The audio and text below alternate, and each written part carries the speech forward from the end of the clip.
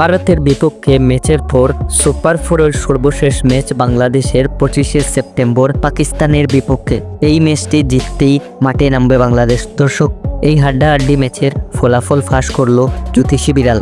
কে জিতবে বিস্তারিত জানুন সম্পূর্ণ ভিডিওতে। 24শে সেপ্টেম্বরের ভারতের ম্যাচের রোমাঞ্চ শেষে 25 তারিখে মুখোমুখি হচ্ছে বাংলাদেশ ও পাকিস্তান, দুটি দেশ যাদের প্রতিদ্বন্দ্বিতা সবসময় উত্তেজনাপূর্ণ। ক্রিকেট ভক্তরা প্রস্তুত এই ম্যাচটির জন্য। এশিয়া কাপের ইতিহাসে বাংলাদেশ ও পাকিস্তান মুখোমুখি হয়েছে মোট 15 বার। এর মধ্যে বাংলাদেশ জয় পেয়েছে মাত্র 2 বার আর পাকিস্তান জয়ী হয়েছে 13 বার। সংখ্যার হিসাবে পাকিস্তান এগিয়ে থাকলেও টাইগাররা সাম্প্রতিক সময়ে অনেকবার শক্ত প্রতিদ্বন্দ্বিতা গড়ে তুলেছে।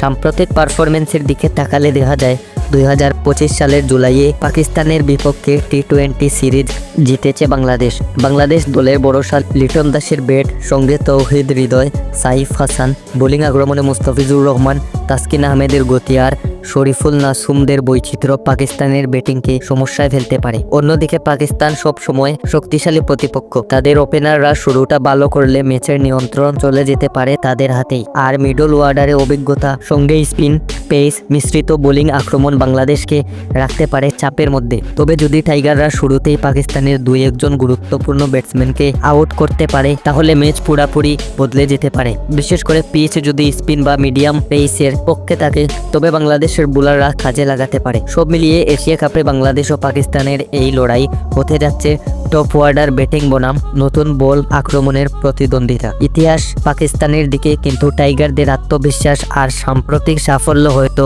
ভক্তদের নতুন কোনো চমক উপহার দিতে পারে। এদিকে ম্যাচের আগে ফলাফল ফাঁস করলো জ্যোতিষী বিড়ালটির সামনে রাখা হয় দুই দলের দুটি পতাকা। বিড়ালটি পছন্দ করে বাংলাদেশের পতাকাটি। তবে কি এই ম্যাচ জিততে চলেছে বাংলাদেশ? দর্শক, আপনার মতামত জানাতে পারেন কমেন্ট বক্সে।